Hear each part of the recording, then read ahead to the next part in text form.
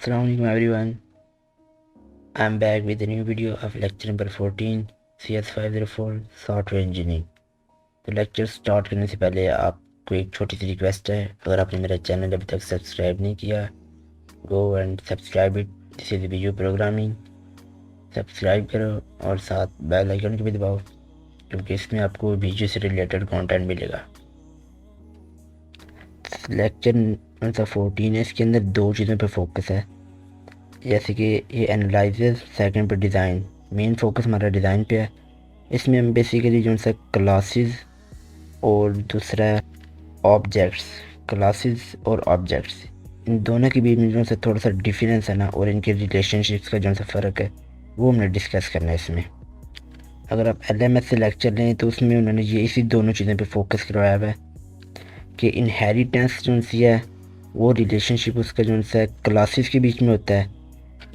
यानी कि अगर क्लासेस के बीच में जो एसोसिएशन वगैरह का हम अगर या एग्रीगेशन जो हम करेंगे क्लासेस के बीच में, वो इनहेरिटेंस में आएगी। और इसी तरह अगर हम जो सी है ऑब्जेक्ट्स के बीच में जो सी एसोसिएशन या एग्रीगेशन करेंगे, वो उनके बीच में आएगी, ऑब्जेक्ट्स में। अब दोनों में जो सी है ये चीज़ें चूज़ हो रही हैं, लेकिन इनहेरिटेंस का नाम दिया जा रहा है क्लासेस के लिए, और एसोसिएशन एंड एग्रीगेशन वो स्पेशल ऐड की गई उसके अंदर ऑब्जेक्ट्स के रिलेशनशिप शो करने के लिए। तो हमने जो सा एक ऑब्जेक्ट का मॉडल प्रिपेयर करना है ना, उसके लिए हम ये पहले एनालिसिस कर रहे हैं।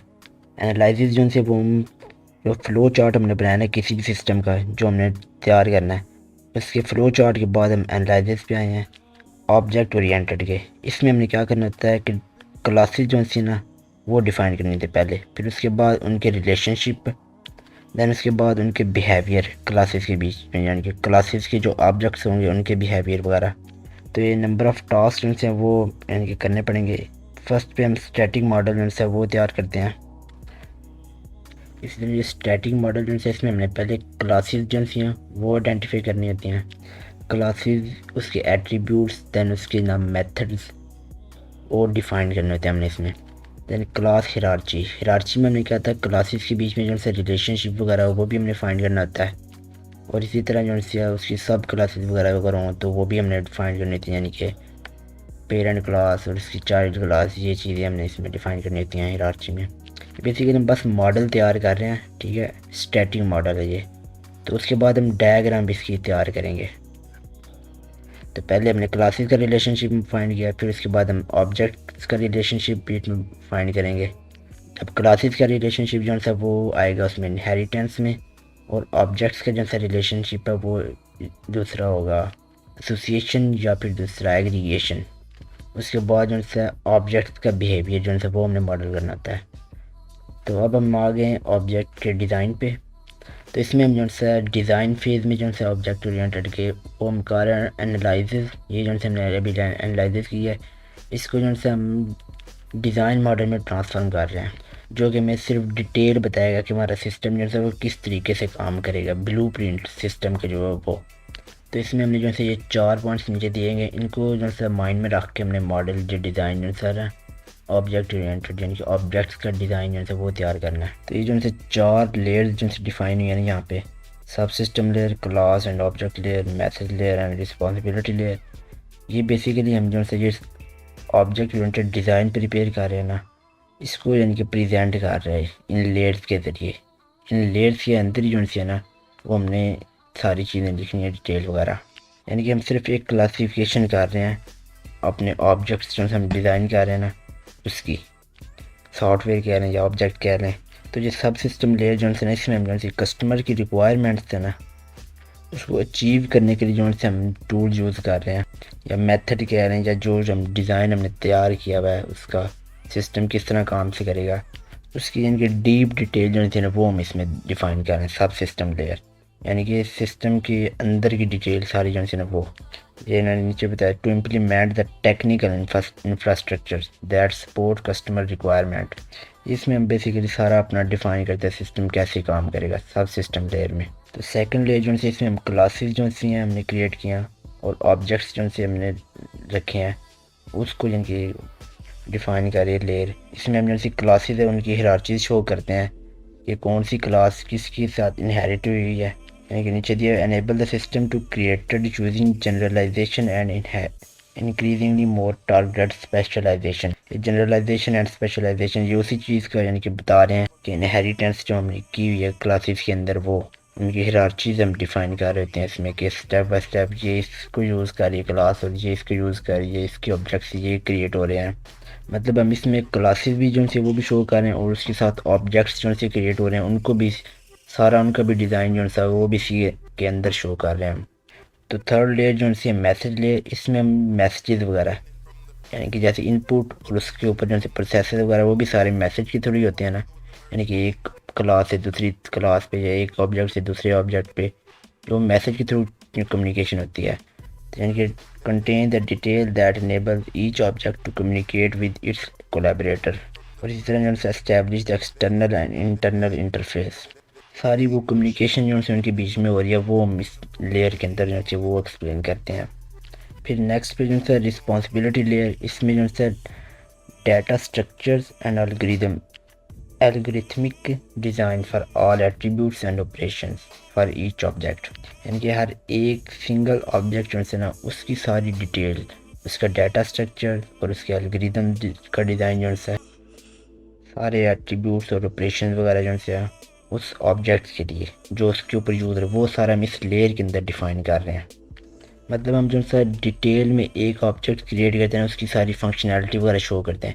इसमें ये होता है कि डिज़ाइन हम जो सा एक ऑब्जेक्ट का क्रिएट कर रहे हैं, इतना समझ लें कि हमने एक ऑब्जेक्ट जो सा ना ऑब्जेक्ट का डिज़ाइन ऑब्जेक्ट मॉडल जो सा उसकी डिटेल सारी ऐड करनी है ताकि हमें क्लियर हो जाए कि हमने क्या क्या चीज़ें ऐड करनी है फाइनल जैसे हमने प्रोग्राम क्रिएट करना है ना उसके अंदर कि किस तरह से हम वर्किंग करेंगे इस यानी कि इस सिस्टम को डिज़ाइन करने में।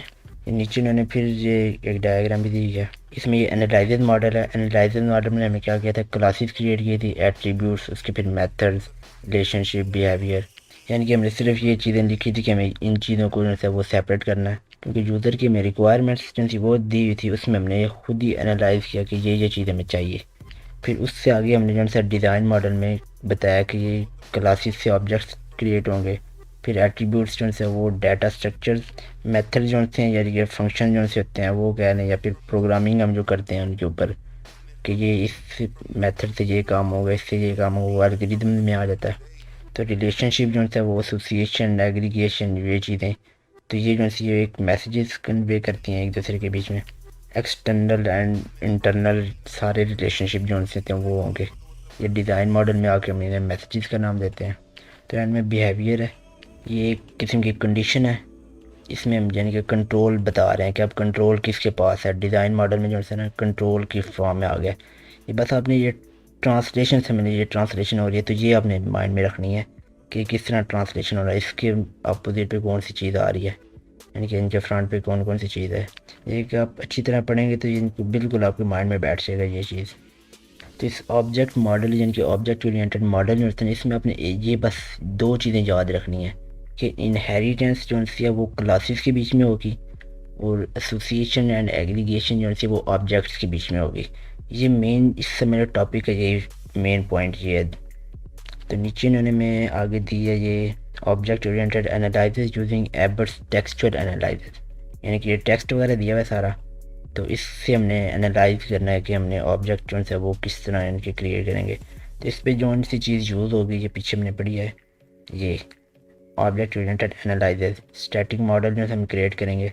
लेकिन इसमें मेथड जो है वो काफ़ी मेथड है, लेकिन इन्होंने जो है हमें एग्जांपल दिया है वो ये एबर्ट की दिया है, एबर्ट टेक्सचुअल एनालिसिस। तो इसकी इंपॉर्टेंट पॉइंट जो है वो हैं ये, इसमें यानी कि in this technique different parts of speech are modified within the text of specification. जो स्पेसिफिकेशन यानी कि रिक्वायरमेंट्स जो थी उसकी क्लाइंट की, उसके से यानी कि पार्ट्स ऑफ स्पीच यानी कि जो जो उसने बोला है कि ये चीज़ मुझे चाहिए उनको हमने अलग सेपरेट कर दिया। तो इन्हीं पार्ट्स को जो है हमने मॉडल किया यूजिंग डिफरेंट कंपोनेंट्स।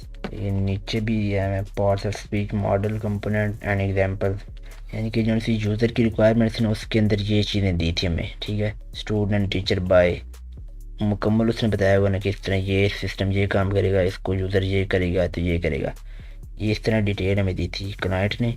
तो उसको हमने इन पार्ट ऑफ स्पीच में डिवाइड किया है proper noun, improper noun, doing verb, being verb, having verb, adjective, adjective phrase. तो जो चीज़ हम आगे मॉडल्स क्रिएट करते वक्त हमें फ़ायदेमंद होगी वो ये, जैसे कि हमने फ़र्स्ट नेम मेहदी हसन, तो इसमें से हम जो है क्लासेस वगैरह को एक किस्म से सेपरेट कर दें कि किसकी क्लास क्रिएट होगी और किसका ऑब्जेक्ट क्रिएट होगा, यानी कि सारी डिटेल हम सेपरेट इसमें से करेंगे। मेहदी हसन जो है ये प्रॉपर नाउन है, ठीक है, यानी कि हमें कन्फर्म है कि ये जो सा ये ऑब्जेक्ट पर्सन ऑब्जेक्ट है और इसका स्पेसिफिक अकाउंट यानी कि एक स्पेशल जो है ना इसकी आइडेंटिटी क्रिएट होगी। तो ये इंस्टेंस हो गया। इंस्टेंट मतलब ऑब्जेक्ट क्या है, पर्सन ऑब्जेक्ट हो गया, उसका नेम शेम हर चीज़ इसमें दे दी जाएगी। दैन उसके बाद स्टूडेंट टीचर, अभी हमें कंफर्म नहीं है कितने स्टूडेंट होंगे कितने टीचर होंगे, किसी स्कूल की बात कर रहे हैं किसी भी चीज़ की, उसमें ये फिर आ जाता है improper noun. Part of speech जो है इम्प्रॉपर नाउन हो गया। तो उसके बाद जैसे ये क्लास हो सकती है, टाइप रोल वगैरह जो जिसके में आ रहा है, क्योंकि अब स्टूडेंट्स जो है इससे आगे काफ़ी स्टूडेंट होंगे क्रिएट ऑब्जेक्ट स्टूडेंट के, तो ये क्लास डिफाइन होगी। ये ऊपर जो है मेहदी हसन ये सब मैंने या स्टूडेंट भी हो सकते हैं, इसलिए जो ऑब्जेक्ट होगा तो ये स्टूडेंट क्लास है, ये उसका समझने ये ऑब्जेक्ट है, तो ये इंस्टेंस हो गया, तो ये मेन क्लास होगी इसकी। इसके में फ़ायदा ये होता है कि हमें आगे जाकर पता लग जाए कि कौन सा ये ऑब्जेक्ट है, तो इसका आगे बिहेवियर क्या है, किस तरह काम करेगा। इसी तरह ये वर्ब के आगे 3 दी गई हैं पार्ट ऑफ स्पीच, जिसमें डूइंग वर्ब भी यानी कि ऑपरेशन परफॉर्म करना है, जैसे इन्होंने बाय का बताया, इसमें यानी कि परचेजिंग का काम हो रहा है, इससे 2-3 अकाउंट्स अफेक्ट हो सकते हैं। जैसे एक अगर यूज़र बाय कर रहा है उसका अफेक्ट जो है वो पड़ रहा है, उस पर स्टॉक भी पड़ रहा है, तो इसी तरह जो है कैश काउंट है उसमें भी पड़ रहा है, यानी कि उसमें वर्किंग हो रही है हमारी, ठीक है, तो ये ऑपरेशन हो गया। देन सेकंड जो सा वर्ब है वो है बीइंग वर्ब, इसमें हम क्लासिफिकेशन कर रहे हैं, जैसे कि this is a horse, this is a book, book को हम डिफाइन कर रहे हैं।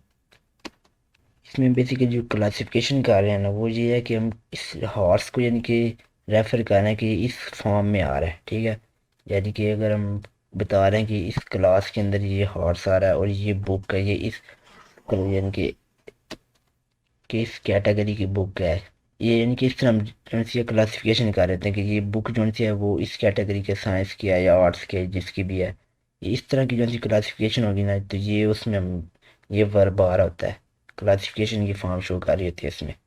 इसी तरह फिर हैविंग वर्ब, ये जो है कंपोजिशन की तरफ से इशारा कर रहा है या एग्रीगेशन कह रहे हैं, जैसे फैन हैज़ विंग, ऐसे विंग्स भी एक ऑब्जेक्ट है, तो फैन जो है ये होल ऑब्जेक्ट है, इसकी जो है ये पार्ट ऑफ लाजमी यानी कि इसका है, तो ये कंपोजिशन कह रहे हैं या एग्रीगेशन कह रहे हैं। अब तो ये आपने ये याद रखना, ये हैविंग वर्ब जो है ये कंपोजिशन शो कर रहा है, बीइंग जो है ये क्लासिफिकेशन शो कर रहा है, डूइंग वर्ब जो है ये ऑपरेशन शो कर रहा है। इसी तरह इम्प्रॉपर नाउन जो है ये क्लास डिफाइन करेगा, प्रॉपर नाउन जो है वो बिल्कुल कंक्रीट ऑब्जेक्ट जो है वो हमारा डिफाइन करेगा, इंस्टेंस कह रहे हैं। दैन फिर एडजेक्टिव में हम जो है एट्रीब्यूट ऐड कर देते हैं या वैल्यू कह रहे हैं क्लास के अंदर। This ball is green, green is जो है ये एट्रीब्यूट है, बॉल एक होगी हमारे पास ऑब्जेक्ट, उसके एट्रीब्यूट्स जो हैं वो ग्रीन, ये उसको एट्रीब्यूट ऐड हो रहा है उसके अंदर। और उसके बाद जो है एडजेक्टिव फ्रेजेस भी आ जाते हैं, ये फ्रेजेस, इसमें जो है 2 चीज़ें शो हो रही हैं, एसोसिएशन ऑपरेशंस। तो इसमें जो है कस्टमर विद चिल्ड्रन, फर्स्ट में जो है फ्रेज यूज़ कर रहे हैं विद चिल्ड्रन, ठीक है, ये हमारा एसोसिएशन होगी, जो कस्टमर यानी कि हमारे पास आया विद चिल्ड्रन बच्चे के साथ।